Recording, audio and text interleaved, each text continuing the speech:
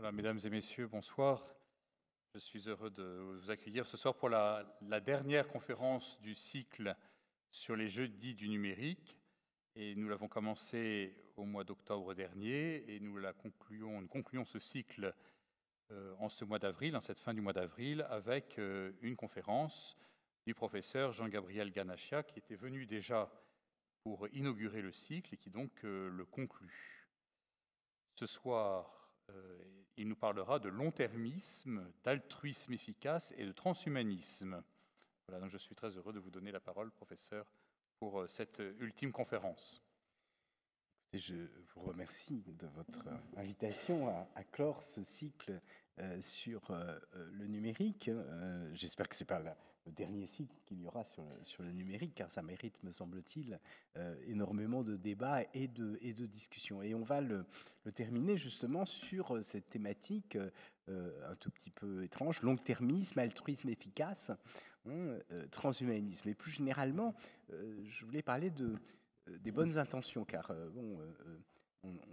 qu'est-ce qu'il y a de plus positif que d'exprimer des très bonnes intentions, et l'altruisme, et c'est une extrêmement bonne intention, et loin de nous, bien sûr, de condamner l'altruisme, de même avoir une pensée à long terme et plutôt positive, et transformer le genre humain, c'est quelque chose qui certainement devrait motiver un certain nombre de personnes. Donc, ces bonnes intentions animent des acteurs du numérique et des très grands acteurs du numérique. On va en citer quelques-uns. Et donc, comment ne pas les encourager à poursuivre dans cette direction vertueuse? Ils font tout leur pouvoir et ils essayent de mettre tous les éléments de la technologie au service de ces excellentes intentions. Et je vais en citer 4, donc, qui sont un peu celles qu'on a évoquées ici. Et ce que je voudrais faire dans le cadre de cette présentation, c'est essayer d'analyser ces 4 bonnes intentions et la façon dont elles sont mises en œuvre pour montrer que, de temps en temps, bien sûr, elles ont des effets un tout petit peu négatifs. Au fond, on dit souvent que l'enfer est pavé de bonnes intentions. Ici, vous devez entendu parler, et j'ai l'impression qu'on nous promet l'enfer. Mais je vous laisse en juger, en tout cas. Donc ces 4 intentions, d'abord, c'est la question de la sécurité. Je suppose que vous êtes favorable à la sécurité. Et il existe d'ailleurs un centre pour la sécurité de l'intelligence artificielle. Comment ne pas l'encourager? Comment ne pas encourager aussi l'idée que l'intelligence artificielle va accroître notre propre sécurité? J'analyserai cela. La deuxième chose, c'est l'altruisme, le souci des autres. On en a parlé tout à l'heure. Comment ne pas l'encourager? Mais vous allez voir que c'est un altruisme assez singulier qui nous est proposé, un altruisme radical qui est encouragé par la technologie, en tout cas mis en œuvre par les technologies. De même, le souci des générations futures, celui-là devrait tous nous animer. C'est ça qui motive le long-termisme. Et là encore, on va voir quelles sont les conséquences qu'il y a derrière. Et puis, je terminerai, plus exactement, je vais commencer par là, par le transhumanisme, soigner et essayer, oui, quand on est médecin, et j'ai discuté quand j'ai travaillé sur la singularité technologique, sur ce projet de vivre éternellement. Elle m'a dit, oui, bien sûr, un médecin, il a comme vocation de soigner. Mais jusqu'où soigner? Est-ce qu'il faut aller jusqu'à donner une vie, une immortalité à chacun? Quelles sont les conséquences que ça peut avoir? Alors je voudrais examiner ces 4 points pour montrer en quoi la technologie promet de réaliser ces bonnes intentions, d'y accéder, et en même temps, comment derrière, il y a un certain nombre de questions qui posent problème et qui méritent, à mon sens, débat et discussion. On pourrait bien sûr poursuivre dans le futur là-dessus. Alors, première chose, donc, soigner et nous faire vivre éternellement. C'est ce que j'évoquais tout à l'heure. Les progrès de la médecine conduisent à trouver de nouveaux médicaments. La meilleure connaissance du génome, l'utilisation de l'intelligence artificielle pour essayer d'interpréter toutes ces données qui sont précisées. Le fait, par exemple, que l'intelligence artificielle générative permet de concevoir de nouvelles molécules à partir de molécules existantes, Et donc de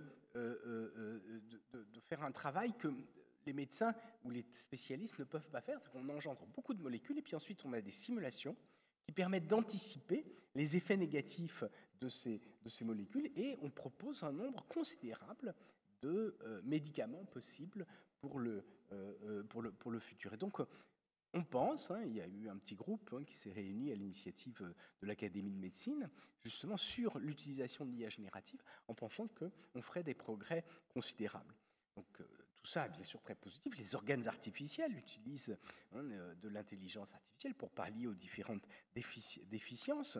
On sait qu'on peut non seulement réparer un certain nombre d'organes, mais éventuellement augmenter. Moi, j'ai toujours un exemple qui m'a un peu marqué. Je ne sais pas si vous vous souvenez d'Oscar Pistorius, ce coureur extraordinaire qui souffrait d'une affection des deux jambes. Les pieds étaient remplacés par des lames et il courait extrêmement bien. Et il souhaitait l'emporter, bien sûr, sur des coureurs valides avec ses prothèses. Et il y parvenait. Alors, on connaît tous les aventures tragiques de la vie d'Oscar Pistorius, mais ce qu'on connaît moins, c'est l'aventure de Jennifer Bradshaw. Je ne sais pas si vous avez entendu parler de Jennifer Bradshaw. Alors, Jennifer Bradshaw était une jeune Australienne qui souffrait de la même affection que Oscar Pistorius sur une jambe.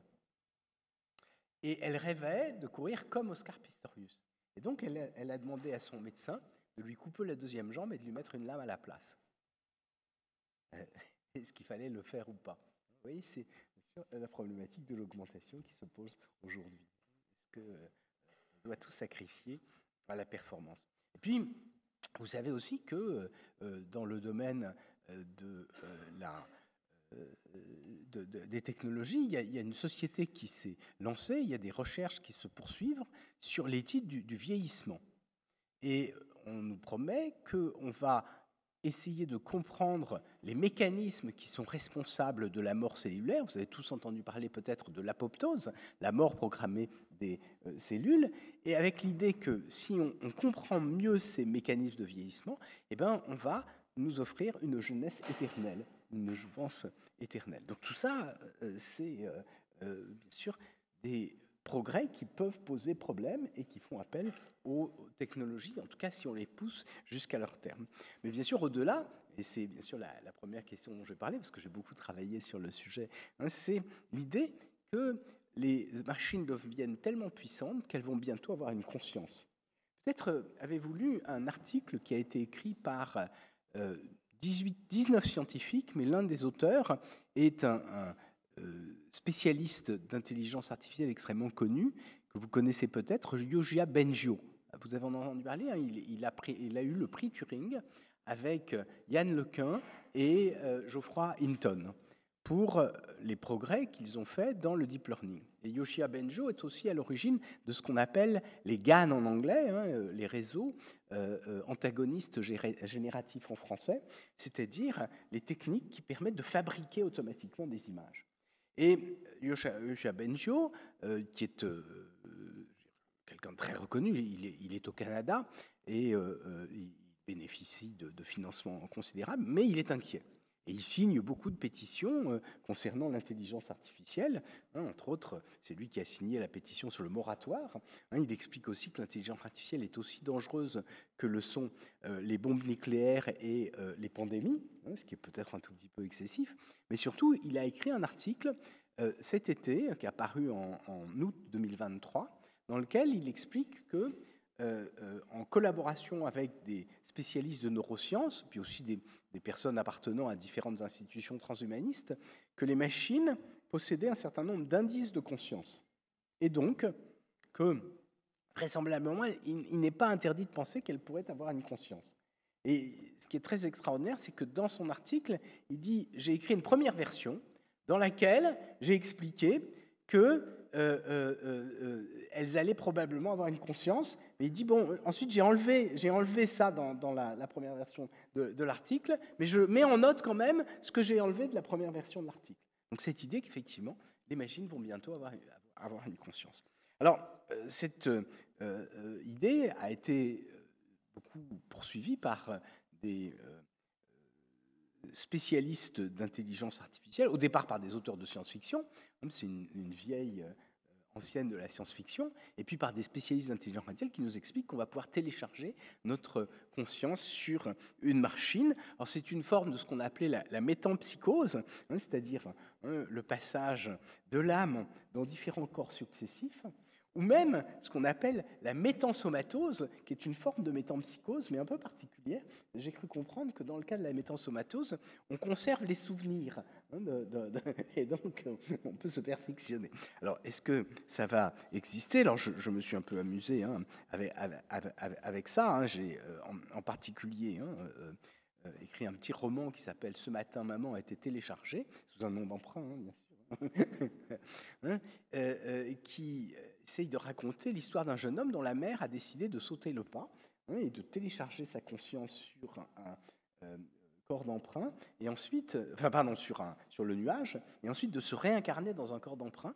Et elle a choisi comme corps d'emprunt ce qui était le plus beau, elle a choisi une PPP. Vous ne savez peut-être pas ce que sont les PPP. Vous savez, dans les années 50, une PP, c'était une jolie fille. Les PPP, ce sont les pulpeuses à peau de pêche. C'est un modèle de robot sexuel des années 2047, qui n'est pas encore advenu, mais qui va certainement arriver bientôt. Voilà. Alors, bien sûr, tout ça mérite un certain nombre de discussions. Bon, d'abord, les arguments qui sont allégués par les tenants du transhumanisme sont fort discutables, parce qu'ils reposent essentiellement sur la loi de Moore, l'accroissement de la puissance des machines. Mais l'accroissement de la puissance des machines, ça n'est pas l'intelligence. On ne va pas débattre de tout cela ce soir, parce qu'on l'a déjà fait. Je crois que c'est une question. De même, dans l'article scientifique de Yoshua Bengio que j'ai mentionné tout à l'heure, c'est un article de 88 pages, ce qui est assez conséquent, vous pouvez le consulter. Il est sur les archives en libre accès. Pour l'instant, il n'est pas encore publié dans une revue scientifique. Donc, ce qui laisse entendre aussi que ça pose un certain nombre de problèmes scientifiques. Donc, effectivement, c'est un article, je l'ai lu en détail, je me suis intéressé, j'ai essayé de regarder, qui est assez difficile à lire, mais qui pose un problème de fond, car il dit on se limite, lorsqu'on étudie la conscience, à prendre en considération les mécanismes qui sont modélisés par de l'informatique. C'est-à-dire qu'au fond, il réduit l'étude de la conscience aux travaux qui sont faits dans les laboratoires de neurosciences où on fait des modèles informatiques, et ensuite il dit on réalise tout ça avec l'intelligence artificielle. Oui, d'accord, mais ça tourne un peu en rond, c'est-à-dire qu'ils réduisent la conscience à des simulations, et ensuite il explique que l'intelligence artificielle va réaliser tout ça. Oui, bien sûr, puisque par définition, ils vont le réaliser. Donc ça pose un certain nombre de progrès. Mais surtout, bien sûr, les questions qui se posent, c'est qu'est-ce qui se produirait dans l'éventualité où un tel saut se réaliserait, c'est-à-dire si on arrivait à télécharger la conscience de quelqu'un sur une machine. Alors qu'est-ce qui se produirait d'abord pour la personne qui serait réincarnée, parce qu'il y a un moment où elle vivrait sans corps, ce qui est assez terrifiant. J'ai essayé d'imaginer, justement, dans le moment, le petit roman, Ce matin, maman a téléchargé, le début, une personne qui vit dans un temps qui lui est propre, qui n'est plus du tout le temps existant, c'est plus le temps de ses cellules, c'est plus le temps du monde, c'est le rythme des processeurs. Et justement, le jeune homme a un retard de 5 minutes, et elle lui dit « Mais tu me fais attendre 3000 ans, parce qu'au rythme de processeur, ça fait 3000 ans. » Bon, elle exagère un peu, mais quand même. Et puis, c'est une nuit totale. Enfin, il y a absolument personne. C'est quelque chose de terrifiant. Deuxièmement, qu'est-ce que c'est pour les autres? Qu'est-ce que ce serait un monde où on aurait des revenants? C'est-à-dire, on partagerait notre existence avec ces spectres d'autres personnes.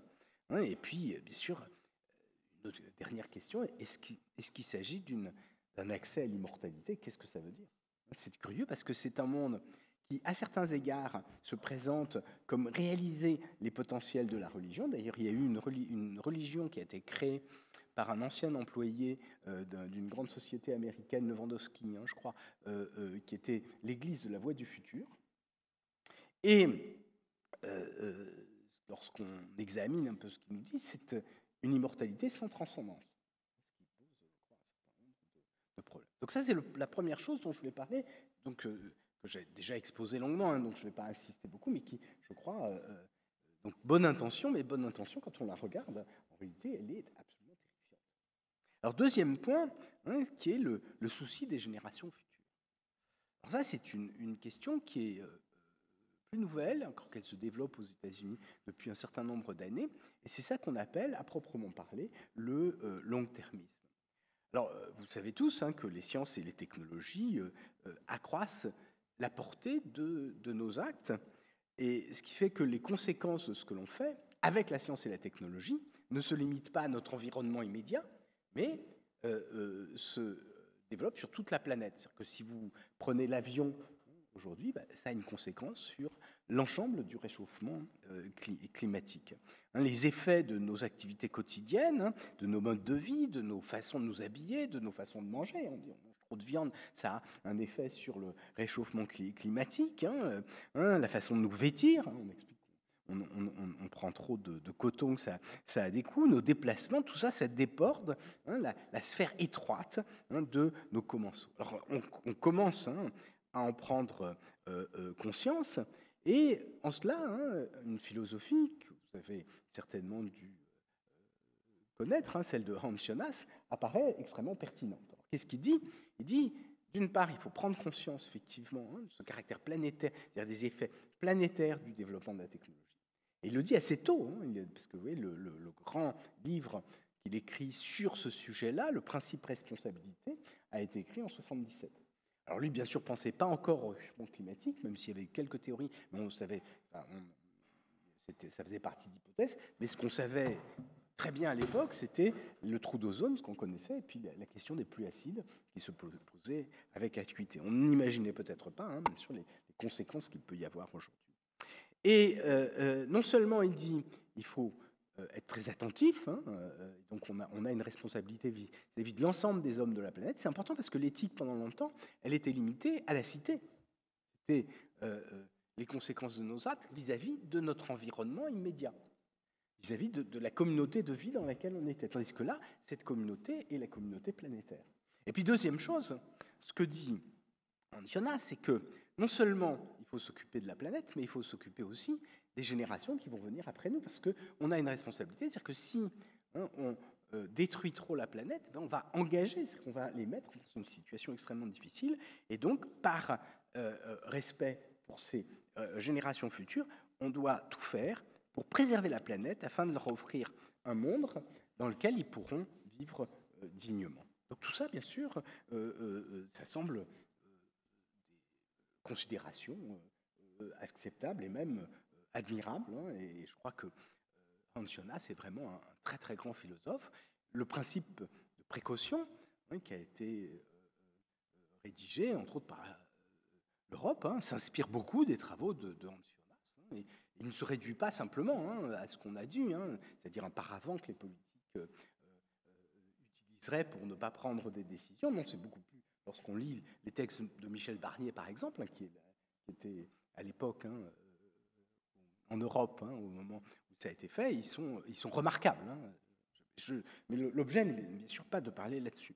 Donc, conscient de l'importance des enjeux, beaucoup de personnes essayent d'inviter les États à présenter des gestes crédibles en vue de contribuer à endiguer la crise climatique. Et c'est le cas, par exemple, d'Antonio Guterres, qui est le secrétaire général de l'Organisation des Nations Unies. Et là, tout le monde connaît les travaux du GIEC qui sont extrêmement inquiétants. Et on s'est même rendu compte que les projections qui étaient faites, qui étaient inquiétantes, sont en deçà de la réalité.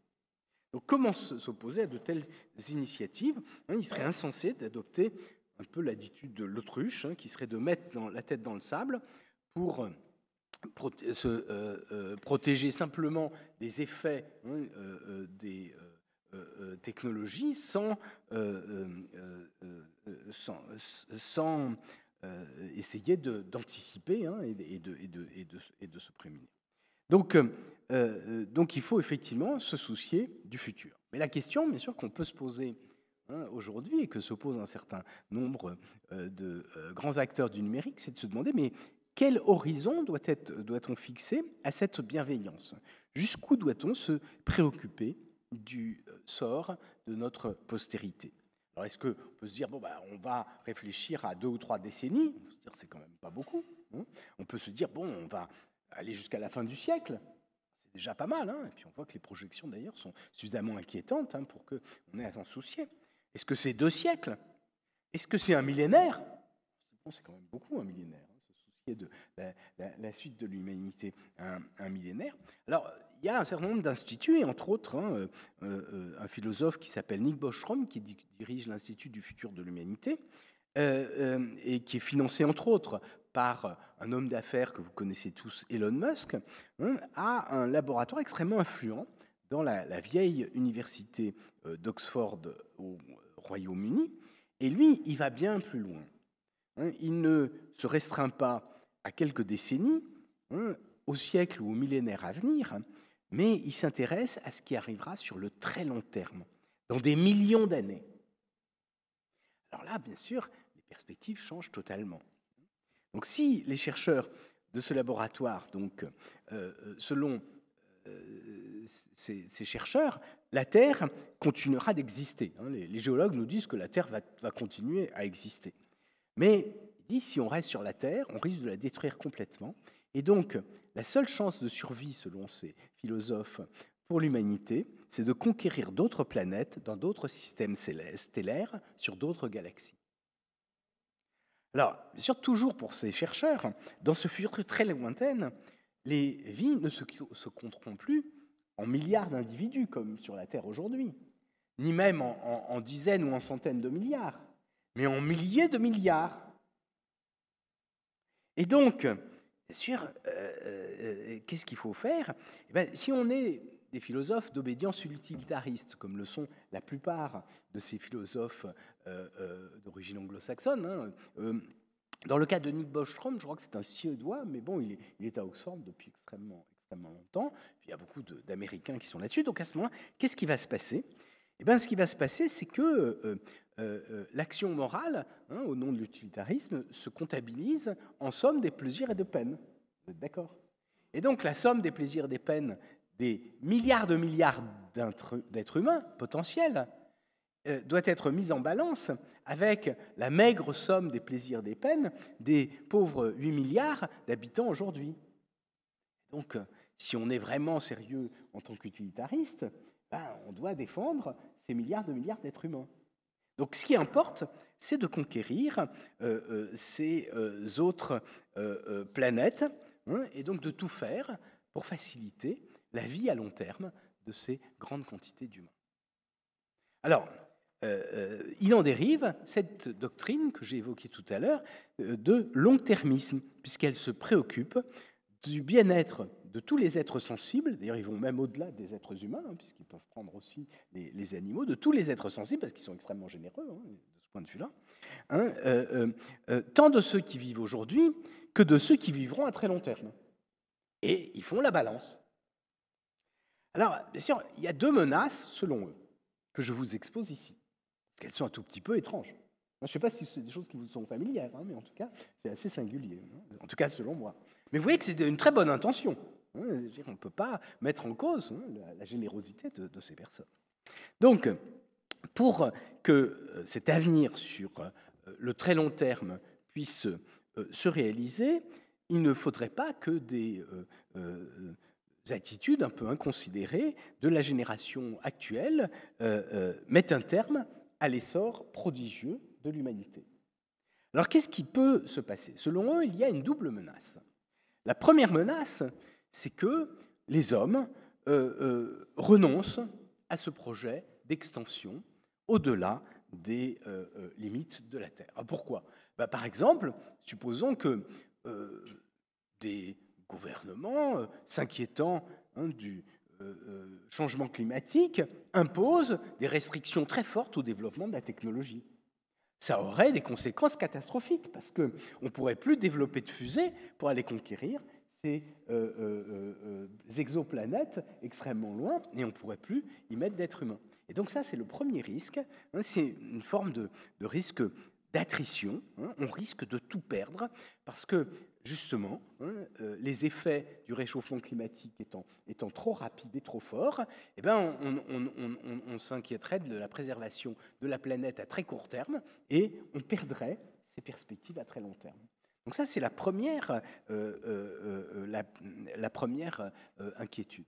Alors, d'après ces spécialistes, ils disent que la seule façon de faire, c'est de développer l'intelligence artificielle, parce que c'est elle qui va nous permettre de réaliser ces prouesses technologiques qui vont permettre de conquérir les autres planètes. Et entre autres, ils pensent que l'intelligence artificielle générale devrait aider à cela. Alors, je vais peut-être sauter un tout petit peu là-dessus, parce que c'est une autre question, bien sûr, celle de l'intelligence artificielle générale, même si, bien sûr, ça peut nous soucier ici.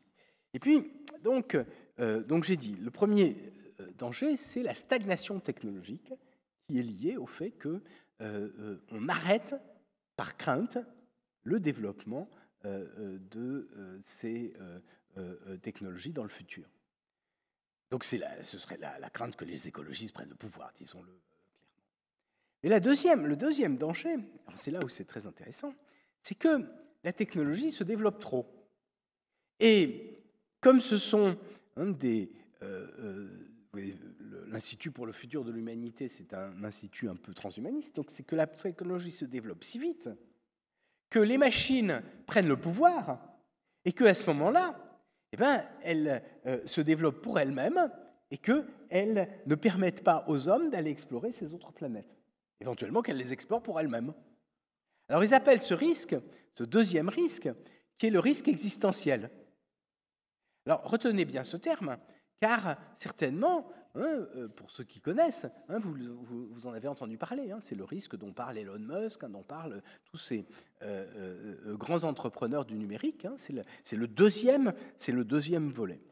Alors, qu'est-ce que ça veut dire? Ça veut dire que derrière cette projection à long terme, qu'est-ce qui se cache? Si on veut éviter, petit 1, le risque que je qualifierais d'écologique, c'est-à-dire qu'on limite le développement de la technologie pour conserver la planète dans un état qui soit à peu près vivable, et donc qu'on n'aille pas développer conquérir d'autres planètes, donc c'est un risque de limitation de la technologie. Et puis le deuxième, c'est le risque qui est un développement beaucoup trop fort des technologies. Donc ça veut dire que les seuls qui peuvent nous prémunir de ces deux risques, ce sont lesquels? Ce sont ceux qui maîtrisent ces technologies, d'accord? Vous me suivez? Et d'autre part, il faut qu'eux-mêmes connaissent les dangers de ces technologies. Donc, grosso modo, qu'est-ce qu'il y a derrière ce long-termisme? Si on veut effectivement pouvoir réaliser cet objectif, il faut à ce moment-là que les géants de la technologie prennent le pouvoir. Et d'ailleurs, l'idée, c'est que les hommes sont bien sûr, parce qu'ils sont extrêmement soucieux des droits de l'homme, sont tous égaux les uns avec les autres, d'accord? Vous êtes bien d'accord. Mais quand même, les pays où il y a un plus grand développement de la technologie, ceux-là sont quand même plus égaux que les autres, si on peut s'exprimer ainsi, puisqu'ils contribuent plus à la réalisation de ce grand dessein. Ça va, vous me suivez? Bon, je ne fais pas de dessin, quand même c'est assez effrayant. Alors ensuite, on va parler de l'altruisme. Alors, qu'est-ce que c'est que l'altruisme? Vous le savez tous, l'altruisme, c'est le souci d'autrui. Alors on sait bien sûr qu'il y a, dans la tradition utilitariste d'ailleurs, qu'il y a énormément de types d'altruisme, bien sûr, parce que c'est, est-ce que c'est le souci de ceux qui sont autour de nous, de ceux qui sont à très long terme, etc. Alors eux, ce qu'ils ont, c'est un altruisme qui jugent efficace, parce que ce sont des pragmatiques, et donc cet altruisme efficace, c'est ce qu'on appelle en anglais effective altruisme, même altruisme effectif. C'est donc le but, c'est d'assurer le salut de l'humanité, et donc de s'assurer que, on va prendre soin de ces futurs humains potentiels, milliards humains potentiels, dans un futur lointain. Alors pour y parvenir, un de leurs représentants, Nick Beckschradt, docteur en philosophie à l'université de Rutgers, explique effectivement qu'on doit privilégier la vie des habitants des pays riches, puisque ce sont les pays où se développent les technologies. Alors, comme tenants de ces théorie de l'altruisme efficace, vous en avez, que vous connaissez, Elon Musk, et l'un des tenants de cet altruisme efficace, c'est aussi quelqu'un dont vous avez certainement dû entendre parler, même si vous ne le connaissez pas personnellement, parce qu'il est difficile de le rencontrer, il est en prison, c'est Sam Bankman-Fried. qui est à l'origine de cette fameuse crypto-monnaie qui a escroqué tellement de personnes. Il était très généreux, tant qu'il pouvait l'être, bien sûr, avec de l'argent qui ne lui appartenait pas tout à fait, mais ça, c'est une autre affaire. Alors, ce que disent ces altruistes, c'est qu'il y a un certain nombre de moyens simples, d'après eux, pour promouvoir cet altruisme généreux dans les siècles à venir. Alors, les moyens, il y en a au moins 3. Le premier, c'est d'avoir une famille nombreuse avec beaucoup d'enfants. On n'a vraiment rien contre ça, hein. J'imagine surtout ici. Le deuxième, c'est de propager les bonnes idées partout où on peut. Et le troisième, c'est de s'engager politiquement afin de promouvoir les principes du long-termisme. Alors, parmi eux, certains disent qu'il faut aussi développer le mécénat. C'est le cas d'Elon Musk qui dit que c'est extrêmement important. Et d'ailleurs, ils ont développé un certain nombre de centres, comme le Center for Effective Altruism, qui est chargé de centraliser et de gérer les fonds recueillis. Et donc, je vous ai donné quelques exemples. Donc voilà un peu ce curieux altruisme qui est celui de ces grands acteurs de l'Internet qui nous promettent avec ça, disons, d'être beaucoup plus généreux. Mais ce qui est quand même paradoxal dans cet altruisme, c'est que c'est un altruisme à très long terme qui justifie à court terme, une politique qui est tout sauf altruiste. Et c'est le paradoxe, et ça nous renvoie quand même à des souvenirs assez sombres dans l'histoire, où un certain nombre d'hommes politiques nous expliquaient qu'au nom des lendemains qui chantent, on pouvait déporter pas mal de gens, ou causer un certain nombre de troubles. Discrimination selon la richesse des pays dont on est les ressortissants, manque d'empathie pour les victimes du réchauffement climatique, ce qui se produit aujourd'hui, puisque justement, ce qu'ils veulent, c'est que ça ne soit pas un frein à l'épanouissement de leurs projets. Et bien sûr, un seul impératif moral hyperbolique, sauver l'humanité sur le très long cours. Ce qui est, moi, je trouve très inquiétant, c'est que ce sont des idées qui sont présentes chez des grands acteurs de l'Internet, qui, moi, je trouve absolument terrifiantes. Alors, je vais terminer par un dernier point qui est assez étonnant, dont vous avez peut-être entendu parler, c'est la sécurité. Parce que là, vous allez me dire, bon, c'est vrai que le transhumanisme, on conçoit que ce soit absolument effrayant, que le souci des générations futures, c'est effectivement un objectif qui est démesuré. Et enfin, l'altruisme au sens d'altruisme efficace, et quand on l'explique juste après le souci des générations futures tel que je l'ai exprimé ici, on conçoit que ce soit démesuré. Mais il y a une chose qui est simple, c'est la sécurité. Comment ne pas être d'accord sur l'ambition de sécurité, et en particulier de sécurité dans l'intelligence artificielle. Alors peut-être avez-vous entendu parler d'une société qui s'appelle Anthropic. Vous savez qu'elle a été fondée par un ancien employé d'OpenAI. Vous savez qu'OpenAI, c'est une société qui au départ d'ailleurs était très, très altruiste, puisque OpenAI signifie l'intelligence artificielle ouverte, et l'idée c'était de mettre les outils d'intelligence artificielle à disposition de tous. Sauf que le jour où ils sont devenus rentables, on a changé complètement de philosophie. Mais ça, c'est une autre question. Un de leurs employés, Dario Amodei, a fondé une autre société qui s'appelle Anthropic et qui a mis en œuvre, on l'a fondée en 2021. Alors, peut-être pour les dates, pour que vous compreniez bien, les modèles de langage se développent à partir des travaux de Google en 2017. Le premier modèle de langage, BERT, est réalisé en 2019. Ensuite, les premiers modèles d'OpenAI, c'est 2020. Et là, la société se fonde en 2021 et elle développe un autre modèle de langage qui est tout à fait semblable à GPT, qui s'appelle Claude. Là, on est d'ailleurs dans plusieurs générations de Claude. Et qu'est-ce qu'ils ont comme particularité?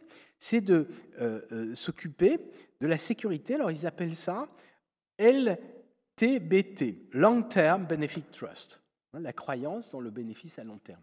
Et dans leur comité d'orientation, ils sélectionnent des membres qui ont comme objectif de se centrer sur la sécurité de l'intelligence artificielle. Ils appellent ça AI Safety.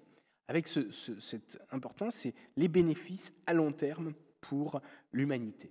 Et ils sont d'ailleurs souvent des membres du Center for AI Safety.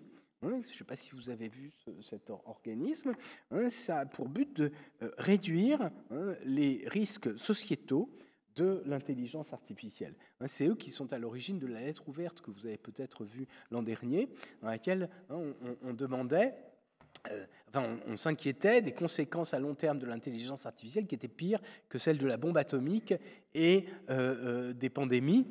Alors bon, moi, c'est vrai que ça peut être dangereux, l'intelligence artificielle, mais les robots bavards, je ne suis pas sûr que ce soit aussi dangereux que les bombes atomiques. Enfin, je préfère avoir un robot bavard qu'une bombe atomique, même si c'est sous l'eau un robot bavard, mais peu importe. Alors, ce qui est intéressant, c'est que leur idée de sécurité, c'est de soumettre les agents conversationnels à un certain nombre de normes, et en particulier de les aligner sur des valeurs morales. Alors, l'idée qui est derrière, c'est que dans la réalisation de ces outils, on puisse rajouter un certain nombre de prescriptions pour les contraindre. Donc pour ça, ils disent, et c'est tout à fait justifié, on peut se dire, c'est quelque chose de tout à fait légitime de faire ça. Et nous-mêmes, dans notre équipe, on travaille effectivement sur des outils, ce qu'on appelle l'éthique computationnelle, qui essayent d'embarquer des prescriptions à l'intérieur des systèmes d'intelligence artificielle. Le problème, c'est que la façon dont ils le font est assez étonnante. Ils appellent ça l'intelligence artificielle constitutionnelle. Autrement dit, c'est la même chose que la constitution dans un État, c'est un ensemble de règles qui sont inspirées du droit humain et qu'on voudrait imposer aux outils d'intelligence artificielle et qu'on leur impose de respecter. Et si on peut se dire, après tout, pourquoi pas, c'est pas absurde, mais le risque, c'est qu'effectivement, si on impose à des outils qui génèrent automatiquement des textes de respecter un certain nombre de règles, et si ces systèmes qui imposent de respecter les règles sont programmés eux-mêmes avec des outils d'intelligence artificielle, c'est qu'on ne se contente plus de les imposer à des générations automatiques de textes, mais qu'on les impose à tous les textes. Autrement dit, que vos journaux, on les soumette à ces outils-là. Vous avez tous entendu parler de ce qu'on appelle les sensitivity reading, le fait qu'on soumette les textes qui sont écrits, en particulier les livres, à un certain nombre de règles. Alors pour l'instant, ce sont des personnes qui expliquent que le livre ne va pas blesser un certain nombre de communautés, mais peut-être que bientôt, nous aurons une automatisation de ce processus, et donc on aura des machines qui seront capables de contraindre les auteurs à respecter un certain nombre de règles. Donc c'est quoi ? C'est une forme de censure algorithmique. Alors bien sûr, il y a des cas de figure où on se dit c'est peut-être mieux qu'il y ait cette censure que rien du tout. Par exemple, sur les réseaux sociaux, ça peut être bien. Mais là, vous voyez, ça veut dire que, bien sûr, on risque d'avoir une censure qui se retourne. C'est-à-dire que non seulement elle va être présente sur les générations automatiques, elle va être présente sur les réseaux sociaux, mais elle va être présente absolument partout. Alors, vous allez peut-être me dire que j'exagère. Il se trouve que j'ai été interviewé il y a quelques jours par une journaliste sur cette question-là, et j'ai essayé de lui expliquer ça. Et pour lui expliquer, je lui ai dit, regardez, vous êtes dans tel journal, je ne donnerai pas le nom du journal, si le rédacteur en chef relit les articles que vous avez produits, et en même temps, bien sûr, il engage sa responsabilité de journal, puisque si jamais il y a quelque chose qui est anormal, bien sûr, il y aura un procès, donc c'est normal qu'il soit là pour vérifier que les articles sont conformes à une certaine idée. Je dis, si c'est une machine qui le fait, à ce moment-là, ça veut dire que c'est plus du tout un homme, c'est beaucoup plus inquiétant. Et qui plus est, ce serait la même machine pour tout le monde, et c'est celui qui rédige, qui fait ce programme, va être celui qui censure l'ensemble du monde. Alors elle avait du mal à comprendre, et puis après elle me dit, il y a un truc que je ne comprends pas, c'est qu'ils prétendent qu'ils veulent, ils veulent généraliser ça à ce qu'on appelle l'apprentissage par renforcement à retour humain. Alors je vais peut-être vous expliquer ce que c'est. Vous avez tous entendu parler, bien sûr, de ChatGPT. Vous savez que ChatGPT est construit sur un modèle de langage. Vous savez que les modèles de langage donc, sont construits sur des réseaux de neurones formels. Hein. L'idée, c'est d'extraire l'esprit de la langue. Donc, qu'est-ce qu'on fait? On prend d'énormes réseaux qui ont des centaines de milliards de connexions et on met à l'entrée, on fait de l'auto-encodage. C'est-à-dire qu'on met à l'entrée des phrases et à la sortie, on veut retrouver les mêmes phrases. Et on essaye de forcer les poids des connexions entre ces neurones, en sorte qu'on ait bien la bonne transformation. Qu'est-ce que c'est? Ça veut dire qu'on a l'esprit de la langue, et l'idée, c'est d'utiliser ces grands modèles de langue pour différentes techniques de traitement du langage naturel. Par exemple, pour du résumé de texte, pour la paraphrase, pour des systèmes questions-réponses, et puis pour la génération de texte. Et qu'est-ce que ça fait? Vous le savez tous, hein, vous avez un petit bout de phrase qu'on invite, hein, ou ce qu'on appelle en anglais un prompt, et ça vous donne le mot suivant, puis le mot suivant du mot suivant. Et par miracle, on a des phrases qui sont à peu près correctement formées, et qui, quelquefois, ont du sens, hein, et quelquefois disent des choses vraies, mais quelquefois, bien sûr, il n'y a aucune raison qu'elles disent toujours la vérité, mais peu importe. Quand ça a été mis en œuvre, donc je vous dis les modèles de langage, vous vous souvenez de la date, hein, ça commence en 2019, je dis le premier, c'est BERT. Ensuite, donc c'est 2020 chez OpenAI. Et puis, très vite chez Google, en 2022, un employé, dont vous avez peut-être entendu parler, Blake Lemoine. Vous avez entendu parler de Blake Lemoine? Non? Alors, je le dis surtout ici, hein, parce que le nom Lemoine en anglais, ça ne veut pas dire grand-chose. En français, on sait ce que ça veut dire. Hein. Alors Blake, hein, c'est comme Black, hein, c'est le moine noir. Alors ce que fait ce moine, c'est qu'il réalise un petit agent conversationnel. Alors c'est très simple, il met une petite phrase, et puis ensuite, on cherche le mot suivant, etc., et ça répond. Et puis ensuite, il dialogue comme ça. Et il dit, cette machine, j'ai des échanges tellement profonds avec elle que je ne peux pas imaginer qu'elle n'ait pas d'âme, qu'elle n'ait pas de conscience. Et il écrit ça dans la presse.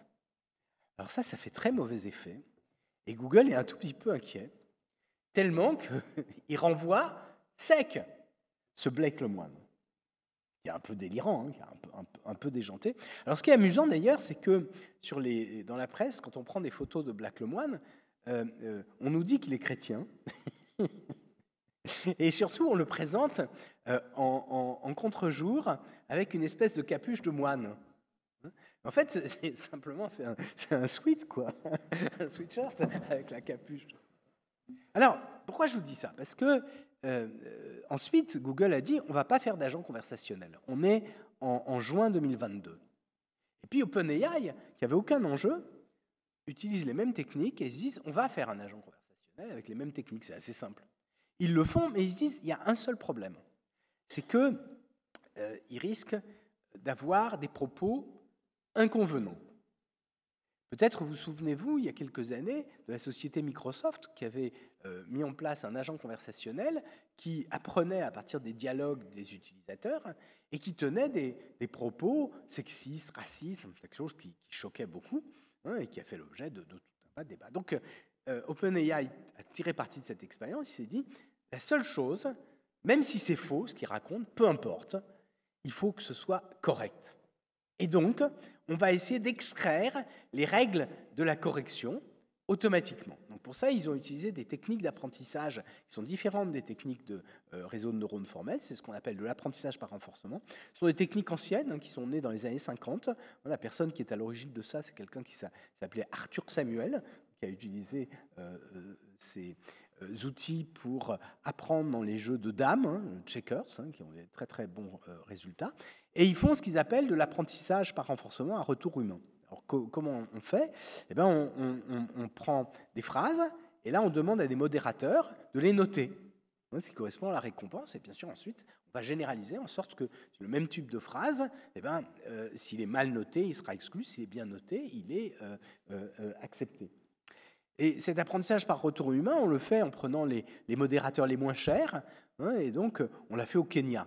Alors bon, ça a été beaucoup reproché, mais bon, après on peut discuter de ça, un peu importe. Hein. Alors le modèle de ça, juste, hein, c'est l'apprentissage des souris, parce que vous savez que l'apprentissage par renforcement, ça reprend ce qu'on faisait dans les modèles comportementalistes dans les années 50 en psychologie. Hein, vous savez qu'on met une souris, puis elle a deux manettes, une qui donne une décharge électrique, une autre qui donne une récompense, et à partir de ça, donc on regarde au bout de combien de temps les rats apprennent, donc on a fait la même chose, peu importe.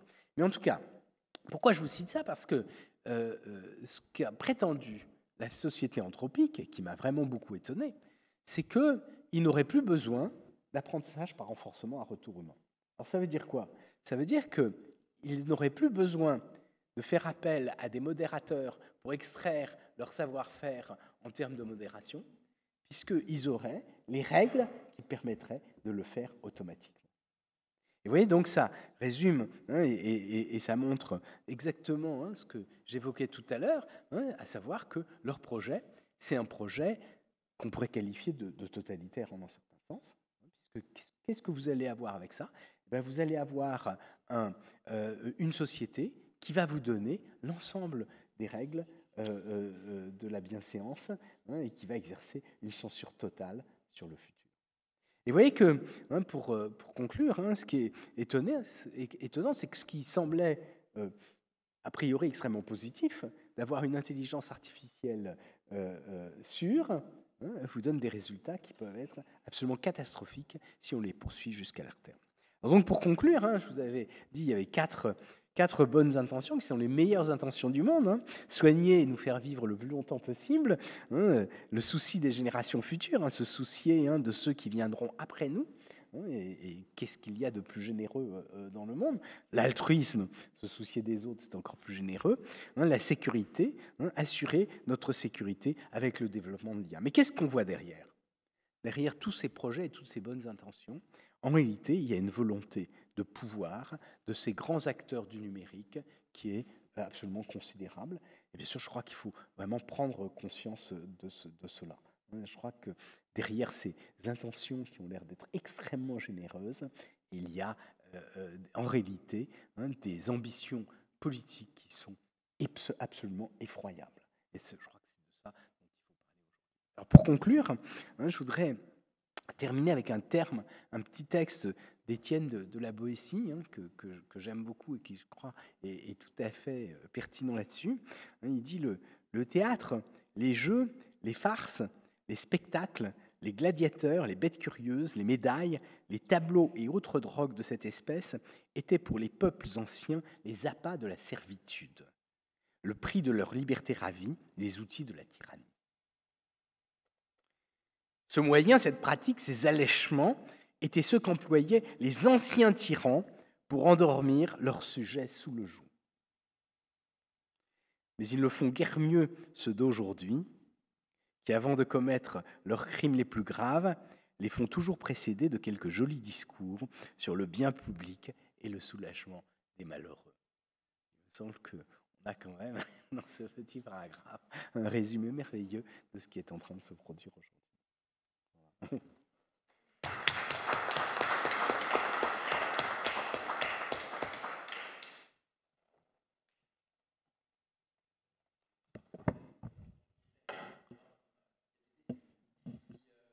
Pardon?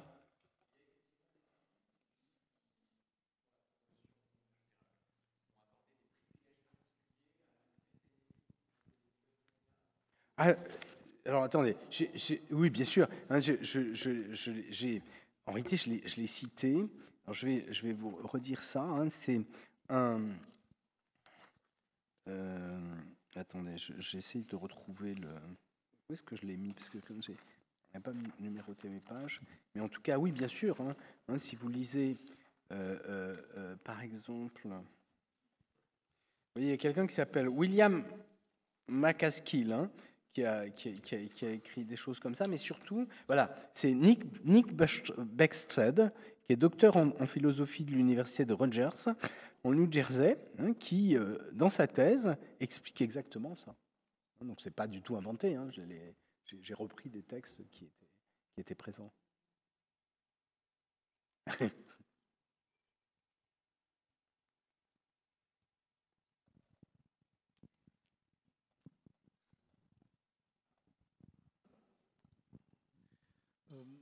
J'ai plusieurs questions, mais je vais commencer par une première. Donc, la loi de Moore est de Hans Moravec, qui dit que la capacité de processeur double tous les 18 mois. À la base, c'est une loi qui est utilisée en électronique, qu'on appelle électronique bas niveau. Alors, il y a eu des travaux de recherche et de développement industriel. Mais ce qu'on n'arrive pas à comprendre, c'est tous ces travaux sur les systèmes autonomes et les systèmes embarqués étaient de base industrielle à l'origine. Quand est-ce que ça a basculé pour que ça devienne quelque chose qui est proche du juridique, puisque c'est d'abord des travaux, des ingénieries. On peut faire un métro tel que la ligne 14 avec les systèmes embarqués, c'est borné et ça fonctionne.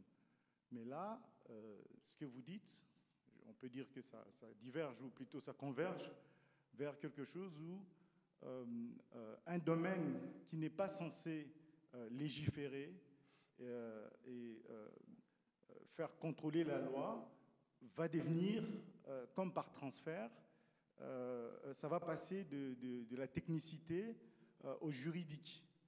Et ce qui est étonnant, c'est, je vais du coup poser ma question, c'est le rôle des acteurs, à la fois des acteurs politiques, à qui on avait donné l'exécutif, et aussi, bien naturellement, vu le contexte et dans le paradigme où nous sommes, le rôle des intellectuels, pour quand même cerner, même au niveau épistémologie historique, ce bascule, ce moment où on va changer de paradigme et pouvoir alerter au bon moment. Puisqu'on a l'impression qu'on est en train de dire les choses, mais c'est comme si la messe était faite.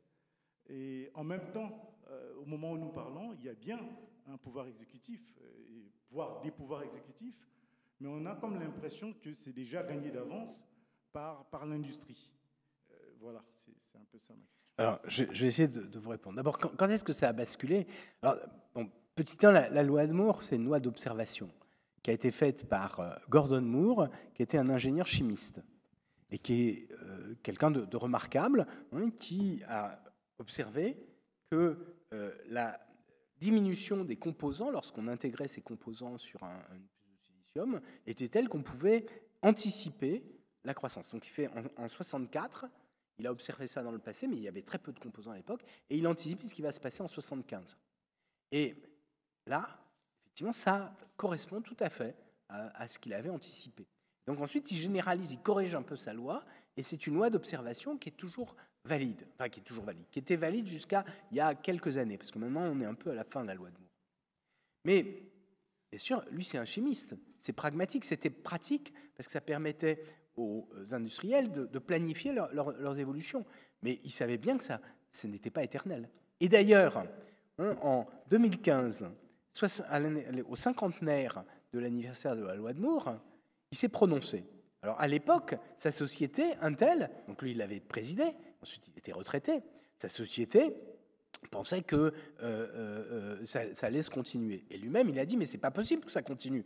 Il dit, moi je suis chimiste, physicien donc de formation, et les arbres ne poussent pas jusqu'au ciel. Donc bien sûr, lui-même a exprimé que cette loi, elle ne pouvait pas se poursuivre.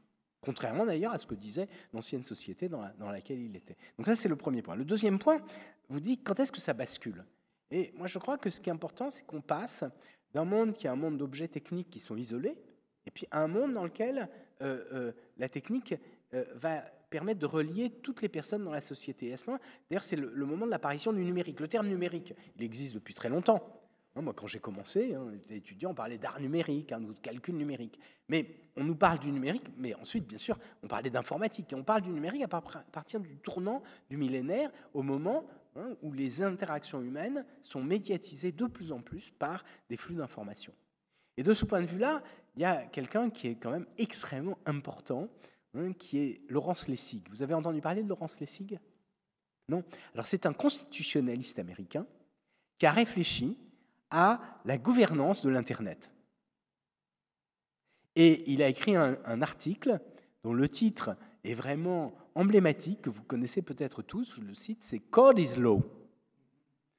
C'est-à-dire, il joue sur l'ambiguïté, parce que le code, c'est le code civil. Et code is law, c'est en même temps le code au sens du programme informatique qui devient la loi. Et il dit, et d'ailleurs il donne un très bel exemple que j'ai repris parce que je trouve merveilleux, il parle de monde virtuel, et il dit dans le monde virtuel, on peut choisir ses lois. Il donne une petite anecdote que je trouve amusante. Alors, il a dit de façon très rapide, moi je l'ai un peu repris plus largement, mais il y a deux personnes qui vivent à côté. Tout par leur culture, par leur âge, devrait les rapprocher.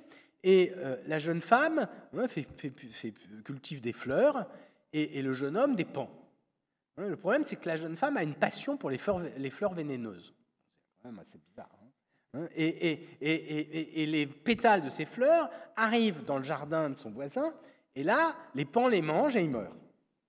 Alors, ils se disputent, et puis à la fin, ils en arrivent, ils disent « D'accord, tes fleurs ne seront vénéneuses que pour ceux qui les achèteront. » Ça paraît complètement loufoque. En fait, quand on lit le truc, on ne comprend pas. Mais en fait, il dit oui, parce que ça se passe dans un espace virtuel, dans Second Life, l'ancêtre du métavers. Et il dit, effectivement, c'est ça le monde numérique, c'est qu'on peut définir sa propre loi. Alors, dernier point, vous avez dit la messe est faite. Non. Je crois que c'est important de dire non. La messe n'est pas dite, c'est-à-dire je crois que n'est pas déterministe. Le futur dépendra de nous. Et on n'est pas soumis obligatoirement à la puissance des grands acteurs de cette technologie.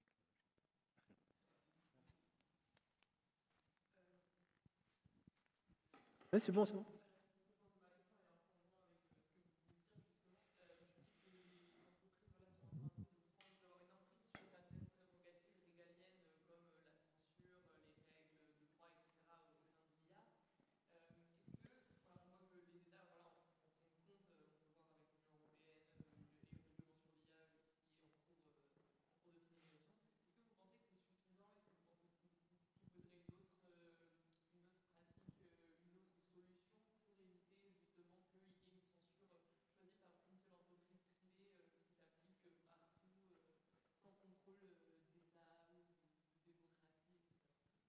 Alors, je crois que tout ça sont des questions ouvertes. Première chose, je crois qu'on est libre. Contrairement à ce que nous disent ces grands acteurs de la technologie qui ont tendance à nous expliquer qu'on est dans un monde déterministe. D'ailleurs, chaque fois, vous voyez, ils nous disent attention, la technologie est dangereuse, elle se développe, on n'y peut rien.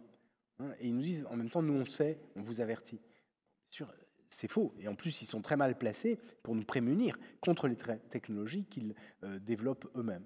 Donc je crois que s'il y a une volonté politique forte, on pourra s'en libérer. Mais alors ensuite, est-ce que l'Europe permet de nous libérer de ça? Je n'en suis pas certain.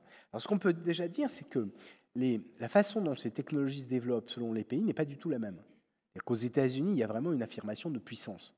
Le Cloud Act, par exemple, qui ne veut pas du tout dire nuage. Ça n'a rien d'éthéré, Cloud Act. Ça veut dire Clarifying Laws Overseas, je ne me souviens plus exactement, Data. C'est-à-dire que c'est le fait que les États-Unis veulent avoir la maîtrise des données qui sont utilisées par leurs industriels, que ces industriels les utilisent sur des serveurs sur le territoire américain ou à l'extérieur du territoire américain. Donc vous voyez, c'est une prise de pouvoir extrêmement forte. La Chine, c'est différent. La Chine, c'est un pouvoir centralisé. Il se trouve que je suis allé en Chine là, au mois de mars. C'est une expérience assez traumatisante. Vous arrivez, d'abord, il n'y a plus de papier-monnaie. Vous payez avec votre téléphone. Les cartes étrangères ne sont pas acceptées. Vous n'arrivez plus, si vous avez le Wi-Fi, WhatsApp, c'est coupé. Donc d'habitude, quand on a donc on ne peut plus téléphoner. Les produits Google sont bloqués. Les moteurs de recherche ne marchent pas. Sauf Baidu, mais il faut être en chinois, etc. Donc vous n'avez pas accès au monde. Bon, c'est une drôle de... Donc, alors l'Europe, est-ce que l'Europe nous protège? Et malheureusement, quand on lit dans le détail le AI Act, alors qui a été normalement finalisé, le AI Act, autant que je sache, il a été signé, mais quand on le lit, on est pris un peu de doute. D'abord parce que c'est fondé sur la notion de risque, c'est-à-dire sur l'anticipation d'un danger. Or, les technologies se développent d'une façon qui est difficile à anticiper. Et c'est d'ailleurs là où justement, quand les grands acteurs de l'Internet nous disent ça va se passer comme ça, on n'en sait rien. Et les dernières années, un regard rétrospectif nous a bien montré que la technologie nous a toujours surprises. Nos expériences, quand même, avec nos grands sages, nous ont montré qu'on n'a jamais eu ce qu'on attendait. Par exemple, les modèles de langage. On a pensé pendant longtemps qu'il fallait, pour traiter de la langue, avoir une syntaxe, une sémantique, etc. Il y avait juste des probabilités. Donc tout ça, ça nous a complètement, totalement étonnés. Et donc cette idée de risque, de fonder la législation sur le risque est problématique. Or, je crois que l'éthique, c'est au contraire de regarder ce qui est en train de se passer. Et puis deuxième chose, toujours là-dessus, c'est que quand on lit en détail, il y a des choses cocasses. Alors je ne rentre pas, mais donc je ne crois pas que ça nous prémunisse. Mais en revanche, je crois que ce qu'il faut, c'est qu'il y ait une volonté politique forte des Européens. Et le risque, c'est qu'aujourd'hui, la communauté européenne a été, je crois, trop souvent ouverte au pouvoir d'influence des grands acteurs étrangers. Mais je ne désespère pas. Je pense qu'il y a toujours une possibilité de prise de conscience des enjeux. Bonsoir. J'avais une ou deux remarques personnelles, puis une question. Quand on parlait de jeunesse éternelle, personnellement, pour moi, c'est de l'égoïsme monstrueux, évidemment, puisqu'on a sa place pour toujours et plus de place pour d'autres à venir. Vous avez parlé aussi de télécharger la conscience dans une machine. Donc une question, est-ce qu'on ne le fait pas déjà à notre insu, ça, avec tout ce qui existe? Et ces consciences téléchargées, désincarnées, est-ce qu'elles n'existent pas déjà? Pour moi, c'est ce qu'on appelle l'âme. Donc c'est quelque chose qui, pour moi, existe sans les machines. Puis la question, la vraie peut-être pour moi, c'est l'humain, est-ce qu'il sera encore un humain donc quand Elon Musk choisit de conquérir d'autres lieux viables pour l'humanité, puisqu'il pense la Terre condamnée, est-ce que l'humain sera encore un humain parce que l'humain n'est-il pas intrinsèquement lié à la Terre? Donc ailleurs, est-il encore un humain? Alors oui, je vous remercie de ces questions. Effectivement, bon, cette jeunesse éternelle, bien évidemment, que ça relève d'un extrême égoïsme. Et qu'est-ce que ce serait qu'un monde où on aurait ces deux types d'existence? C'est ce que j'exposais tout à l'heure. Ce serait absolument terrifiant, ce serait, bien sûr. Et quant à la question de la conscience, bien sûr, c'est-à-dire que l'âme sorte, mais justement, c'est l'extériorité. C'est-à-dire que l'idée, c'est un au-delà. Mais ça n'est plus la réalité matérielle. Et moi, ce que je trouve très problématique dans ces perspectives qu'on nous offre, c'est que c'est une réduction de l'âme à un flux d'informations. Donc, c'est une perte totale de transcendance. Et je crois que c'est l'expression d'un monde sans transcendance. Et donc, de ce point de vue-là, moi, je trouve que c'est extrêmement inquiétant. Je ne sais pas ce que vous en pensez, mais je pense. Pour ça, ça me faisait plaisir d'aborder cette question ici, parce que je crois que c'est une question qui mériterait certainement d'être poursuivie dans le futur. Alors, dernière question, effectivement, justement, est-ce qu'on sera encore humain dans ce monde-là? Mais déjà, cette idée qui est quand même une dualité, enfin, cette idée de dualité radicale, c'est-à-dire que la transcendance, c'est qu'on sort du corps, mais l'âme n'est plus dans le même état, tandis que là, l'idée, c'est qu'elle est dans le même état, ce qui est quand même un tout petit peu étrange. Mais je trouve que dès qu'on analyse ça en détail, on observe des choses qui sont... Alors, c'est très intéressant à étudier, bien sûr, mais bien sûr, je crois qu'il faut les examiner et les critiquer, au sens où il faut bien sûr arriver à les analyser de façon... extrêmement. Et puis voir qu'est-ce qui est derrière. Et moi, ce qui m'intéressait ce soir, c'était de lancer une réflexion. Bien sûr, c'est pas totalement abouti, mais je crois que, justement, ça m'intéresse aussi de voir ce que vous en pensez. C'est que derrière, quand on analyse, on voit qu'il y a des enjeux de pouvoir et des enjeux politiques qui sont majeurs. Et c'est, je crois, ça qu'il faut essayer de mettre à jour et de ne pas se laisser bercer par ces discours qui sont présents tous les jours. On nous explique, par exemple, Elon Musk qui nous dit « l'intelligence artificielle est dangereuse ». Vous savez, ça. Donc, il dit « moi, je vais vous soigner et je vais vous aider, je vais mettre des puces dans le cerveau pour augmenter votre capacité de mémoire, vous permettre de rivaliser. » Et vous imaginez que c'est bien pire, parce que ça veut dire qu'il pourra mettre ce qu'il veut dans notre esprit. Et donc, on aura affaire à un totalitarisme bien pire que ce qui a pu exister jusqu'à présent. Et c'est même encore pire que ça. Vous savez que l'idée d'Elon Musk, c'est de mettre les cerveaux en réseau. Et là, c'est-à-dire qu'il n'y aura plus d'intériorité. Vous imaginez ce que c'est? On n'aura plus besoin de confesseurs parce qu'on sort tout. Mais bon, tout ça est glaçant. Enfin, moi, en tout cas, je crois que c'est important de ce point de vue-là de le dénoncer. Mais ça ne veut pas dire que l'intériorité se réduise à ça. Si j'ai bien compris, ce soir, vous nous avez dit que derrière les bonnes intentions se cachaient des enjeux de pouvoir. Si on reprend cette même analyse pour regarder ce qui s'est passé depuis 4 ans sur toutes les réglementations que l'Europe a mises au point, il y avait toujours des intentions. Certaines étaient probablement appropriées, d'autres pas. En particulier dans ce qui s'est développé dans le Data Act et le Data Governance Act, c'est cette idée de partage de données. Bon, c'est un sujet qui me tient à cœur, mais je pense qu'il serait utile qu'à chaque fois, on se pose 2 questions. Est-ce que les intentions, au-delà d'être louables, correspondent à un véritable besoin de la société? Et la deuxième, une fois qu'on a établi ces règles, et vous l'avez très bien montré avec Anthropic, est-ce qu'on ne sera jamais capable de vérifier que ces réglementations sont bien appliquées? Je pense qu'aujourd'hui, l'Europe a peut-être les bonnes intentions et les bonnes valeurs à examiner, mais est tout à fait incapable d'appliquer les réglementations qu'elle a mises en œuvre. Et donc, ça rejoint la question que posait monsieur tout à l'heure sur Code is Law. Il faudra bien qu'à un moment donné, on soit capable d'utiliser un peu de numérique pour vérifier que les règles sont bien appliquées et qu'on ne multiplie pas des fonctionnaires dans tous les pays pour vérifier à la main comment ça va se passer. Comment vous voyez cette espèce de dualité, validité des valeurs versus capacité à les vérifier?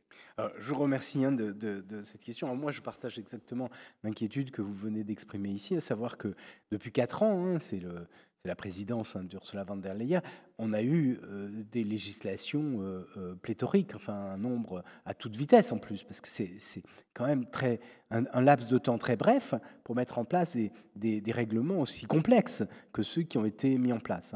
Donc je ne parle pas du RGPD qui est antérieur, 2018, mais je parle au moins de ces 4 règlements, le DSA, Digital Service Act, le DMA, le Data Act et le IA Act. Et comme vous l'avez dit, les intentions apparaissent extrêmement légitimes. Et je trouve que, par exemple, le DSA, que je connais un peu mieux que le Data Act, c'est normal, mais il se fonde sur l'idée que la loi commune doit continuer à s'exercer sur le cyberespace. On est tout à fait d'accord. C'est-à-dire qu'à la fois, on est tous pour la liberté d'expression, enfin, du moins, je le suppose, et en même temps, on sait très bien qu'il n'y a pas de liberté d'expression infinie. C'est-à-dire qu'il y a des limites dans la loi, et on n'a pas le droit de diffamer, on n'a pas le droit d'inciter à la violence, on n'a pas le droit de faire l'apologie du terrorisme, etc.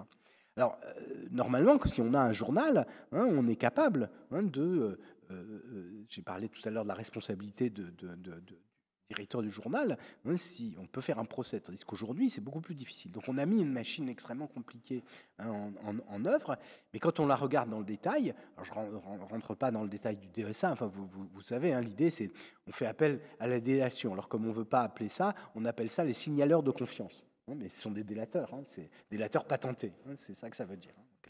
Et donc, après tout, ce n'est pas absurde, mais c'est quand même un système qui est difficile à mettre en œuvre.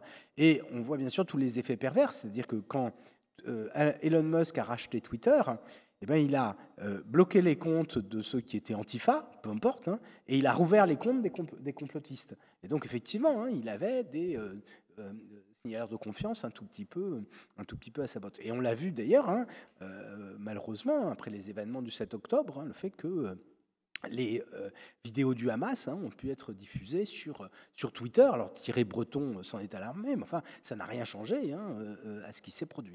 Donc effectivement, c'est très inquiétant. Et même chose sur le partage des données, vous avez tout à fait raison, c'est très généreux. Après, comment c'est mis en œuvre, c'est bien la question. Et de façon plus générale, je trouve que sur les questions d'éthique liées à l'intelligence artificielle, je crois qu'il y a plusieurs plans. Le premier, c'est d'abord de savoir exactement quelle est la question précise. Et si elle est trop générale, eh bien on loupe petit bout. Moi, j'ai travaillé, par exemple, sur la reconnaissance faciale, et on était dans le comité pilote d'éthique du numérique, et il y avait des juristes qui disaient il faut interdire. Et moi, je leur dis mais n'interdisez pas. C'est pas notre rôle, nous, en tant que comité d'éthique, c'est pas de dire oui ou non. C'est de dire voilà, quelle est la méthode générale. C'est-à-dire sur chaque application qu'on va développer, se demander quelle est la finalité exacte. Puis ensuite, se demander si les techniques sont pertinentes pour cette finalité.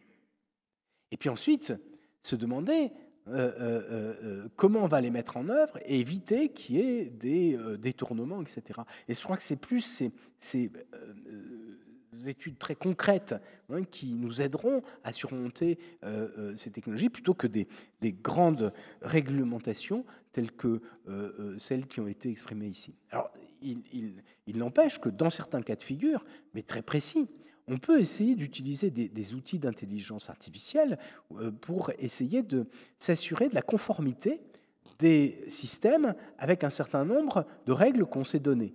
Par exemple, moi, je travaille sur l'utilisation d'outils d'intelligence artificielle pour vérifier que le RGPD est bien vérifié. Donc, on regarde le chemin des données et on vérifie que les autorisations étaient demandées, que la façon dont les données sont acheminées est conforme, etc. On peut faire des choses comme ça de façon limitée. Donc, bien sûr, mais ça ne veut pas dire faire comme le propose Anthropic, de mettre toutes les règles de la morale, surtout quand il s'agit de textes en langage naturel, où là, on a énormément de mal à savoir qu'est-ce que signifient les choses. Par exemple, tout ce qui est de l'ordre de l'ironie échapperait complètement à ce type de système. Mais effectivement, je partage vraiment les mêmes inquiétudes que vous au sujet de ces intentions, de ces grandes réglementations qui, a priori, sont toutes bonnes. Et c'est vrai que... bon, je vais donner un autre exemple. Lorsque, en France, on a voté la loi Avia, je trouvais que c'était très bien, parce qu'on se souciait, et c'est une question importante. Et je n'avais pas lu en détail la loi Avia, et quand le Conseil constitutionnel s'y est opposé, au début, j'étais, je dois le dire, un tout petit peu surpris, et presque irrité, en me disant, mais de quoi il se mêle? Mais ensuite, j'ai regardé les arguments du Conseil constitutionnel, et j'ai trouvé qu'ils étaient d'abord très bien rédigés, et qu'ils étaient tout à fait pertinents. Parce qu'il disait qu'effectivement, la façon dont la loi Avia allait être mise en œuvre, c'est-à-dire qu'on donnait aux opérateurs la responsabilité de la censure, et bien à ce moment-là, elle posait problème. Parce qu'effectivement, c'est une démission, peut-être pour revenir à ce que disait Madame tout à l'heure, c'est une démission des États de ce qui est normalement leur fonction, parce que le fait de juger des contenus, ça relève de l'État. Et ensuite, on est dans des démocraties. À ce moment, on a la possibilité de manifester notre désaccord par rapport à cela. Et là c'est la même chose sur le DSA. C'est une machine extrêmement complexe et qui visiblement ne va pas être efficace. Alors sur le DMA, sur le Data Act, j'ai plus de mal à juger. Sur le DMA aussi. Quant à l'IA Act, là, je suis même certain que c'est totalement aberrant. Alors, quand même, pour le dire très clairement, il y a 4 niveaux de risque. Alors, parmi les risques faibles qui ne font appel à rien, il y a entre autres les jeux vidéo. Pour moi, ce n'est pas des risques faibles. Ça provoque des addictions. Ça a quand même pas mal de conséquences négatives. Et donc, il serait vraiment important qu'on regarde de façon précise ce à quoi ça correspond. Et parmi les risques élevés, les choses qui sont considérées comme inadmissibles et donc interdites, il y a ce qu'on a appelé les techniques subliminales. Et les techniques subliminales, je ne sais pas si vous savez ce que c'est. C'est assez cocasse parce que ce sont des techniques qui ont été introduites par un publiciste américain en 1957 qui disait que s'il met des messages tous les 25e de seconde dans un film, à ce moment, il va influencer les personnes. Le problème, c'est que les psychologues ont essayé de refaire les expériences, ils n'y sont jamais arrivés, et en fait, il a avoué qu'il n'a jamais conduit ces expériences. Ce qui est quand même incroyable, c'est que 65 ans après, l'Europe nous évoque ces techniques subliminales qui n'existent pas. Alors après, moi j'ai discuté, il y a des gens qui me disent ah oui, mais parce que c'est contre la manipulation de l'inconscient. J'ai dit d'accord, c'est contre la publicité, parce que la pub manipule l'inconscient. Vous imaginez que l'Europe va interdire la publicité? Non, ça c'est bien sûr que c'est impossible. Donc vous voyez, on nage en pleine confusion, malheureusement. Et c'est bien le problème.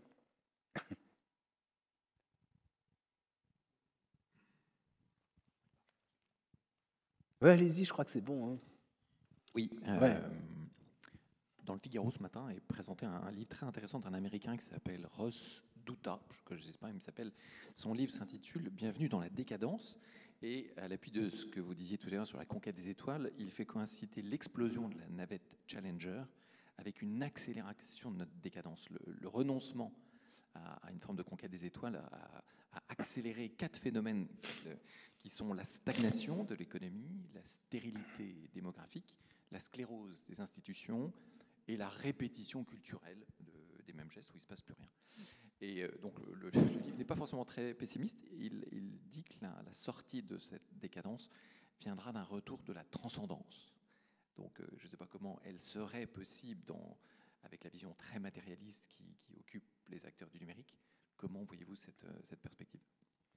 C'est une très bonne question ici, parce que je crois que justement, c'est peut-être toute la question, c'est que en réalité, ces acteurs du numérique, même s'ils nous promettent la Lune et au-delà de la Lune, justement, c'est un monde totalement non transcendant. Alors, en plus, c'est un monde bizarre. C'est-à-dire, pour revenir à ce que dit la dame tout à l'heure, c'est-à-dire que ce sont des acteurs du numérique. Donc, à la fois, c'est un monde dans lequel il n'y a pas de transcendance, il n'y a pas d'extériorité au monde, mais il n'y a pas non plus vraiment de dualité, puisque tout se réduit à du numérique. Et donc, la matérialité n'est pas prise en considération. Et ça se voit d'ailleurs quand on regarde de façon très précise leurs projections sur le futur.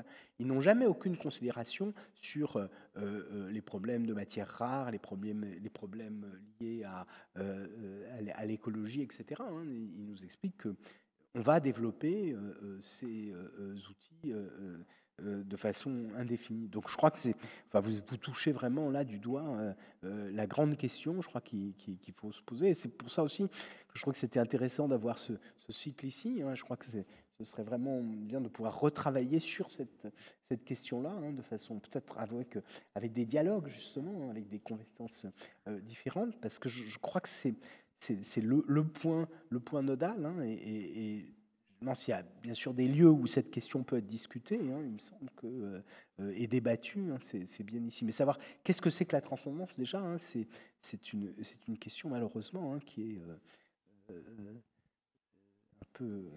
Mais justement, je vous invite peut-être à dialoguer. Voilà. S'il n'y a plus d'autres questions, on va vous laisser le mot de la fin, monsieur le recteur, sur une jolie passe de balle de Jean-Gabriel. Ben oui. En tout cas... Merci beaucoup, cher professeur, de cette très belle conférence qui à la fois conclut un cycle, mais aussi ouvre des perspectives, et notamment sur cette question de la transcendance. On voit bien, finalement, toutes ces questions du numérique. Ce qui est très étonnant, c'est que d'une certaine manière, ça dilate la réalité de manière extrêmement forte, et en même temps, ça la réduit tout autant. Et notamment, ça ramène tout à la même chose, finalement. Il y a une sorte de... Et voilà. Donc, en tout cas, il y a une réflexion peut-être sur la transcendance qui, certainement, nous invite à retrouver toutes les questions morales que cela pose, toutes les questions anthropologiques que ça pose, évidemment, sur ce qu'est l'homme. En fait, ça nous ramène aux questions très essentielles et très simples. C'est ça qui est assez étonnant, c'est que ce sont des questions qui sont complexes, le numérique, mais qui nous ramènent à des questions extrêmement simples. Madame disait tout à l'heure, est-ce qu'un homme qui n'est plus sur Terre est encore un homme ? Effectivement, on revient à la définition de ce qu'est l'homme. Et en vérité, votre question est extrêmement intéressante parce que la réponse n'est pas du tout évidente, parce que c'est un impensé. C'est-à-dire qu'évidemment, pour nous, l'homme, nécessairement, il est sur Terre. Et j'aurais tendance à penser aussi que, effectivement, l'homme en dehors de la Terre ne peut pas se penser en dehors de la Terre. C'est-à-dire, dans le récit de la création, si Dieu a confié la Terre à l'homme, contrairement à ce que certains discours peuvent laisser faire croire, c'est pas simplement pour la dominer dans le sens de la servir, mais c'est parce qu'évidemment l'homme n'a de sens qu'au milieu de la création. Hein. Il est là, il fait partie de la création, il est dans la création. Donc ça a un sens qui est tout à fait important. Et imaginez l'homme hors dehors de la Terre, c'est finalement vouloir échapper à la condition qui est la nôtre. Et on n'a pas d'autre, certainement. Et c'est pour ça que les questions écologiques, d'ailleurs, on ne peut pas, on ne peut pas penser notre propre condition, évidemment, en dehors du monde dans lequel on est. D'ailleurs, le monde créé, qui est à la fois un monde matériel et qui est aussi un monde immatériel. Hein. À l'inverse, on a très souvent tendance à réduire la création à quelque chose du matériel, du sensible, etc. Évidemment, il y a tout le monde immatériel. Alors, on repense à la question de la transcendance, peut-être aussi retrouver le sens de ce qui est immatériel, mais pourtant créé. Bon, et pas... Enfin, voilà, bon, on voit bien toutes ces questions. En tout cas, je crois que ça nous ramène à des questions effectivement tout à fait fondamentales. Donc, merci beaucoup en tout cas, cher professeur. Merci à tous d'avoir contribué à la réflexion ce soir et puis à toutes les perspectives que cela pourra donner. Merci beaucoup, Monsieur le Recteur, d'avoir aussi permis l'ouverture de ce cycle de conférences sur les questions du numérique que nous avons pu voir grâce à vous, professeur Ganassia, qui avez accepté d'être le parrain de ce cycle de conférences. Donc un grand merci à vous, un grand merci également à Didier Gérard qui est à l'initiative de ce projet, au doyen de la faculté d'éducation Augustin Mutualet pour avoir permis que ça puisse se passer dans le cadre de la faculté d'éducation et de formation, à tous les intervenants de l'année, à tous les participants en présentiel, en distanciel. Et nous vous souhaitons eh bien, une bonne soirée et on vous retrouve l'an prochain pour un cycle un peu différent, très probablement. On a noté la question du dialogue, effectivement, qui peut être très intéressante dans le cadre de cet Institut catholique de Paris, de faire intervenir aux côtés de spécialistes des questions du numérique et de la société, des collègues des différentes facultés, pour dialoguer sur ces questions avec tout le monde. Donc on vous tiendra informé de la suite de ce cycle et on vous dit à très bientôt. Merci. Merci.